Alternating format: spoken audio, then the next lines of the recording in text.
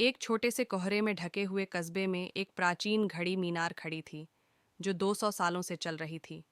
उस कस्बे का घड़ीसाज, एक शांत स्वभाव का व्यक्ति, इलायस, अपना समय घड़ियां ठीक करने और मीनार के पहियों और गियर की देखभाल करने में बिताता था।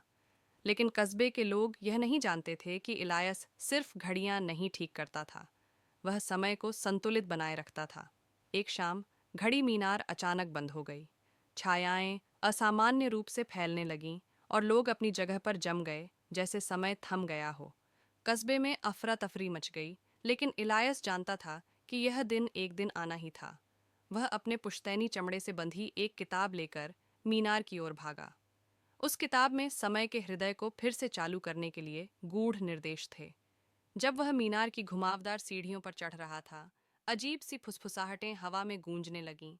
ऊपर पहुंचकर उसने उस स्रोत को देखा, एक चमकता हुआ क्रिस्टलीय पेंडुलम जो किसी अलौकिक ऊर्जा से धड़क रहा था। उसकी सतह पर दरारें आ चुकी थीं।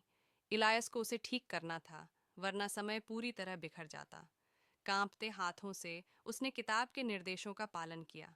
उसने दुर्लभ सामग्री इकट्ठी की, गिरते तारे के टुकड़े, सुबह की ओस की बूंदें और एक प्राचीन गलीचे से निकला सुनहरा धागा।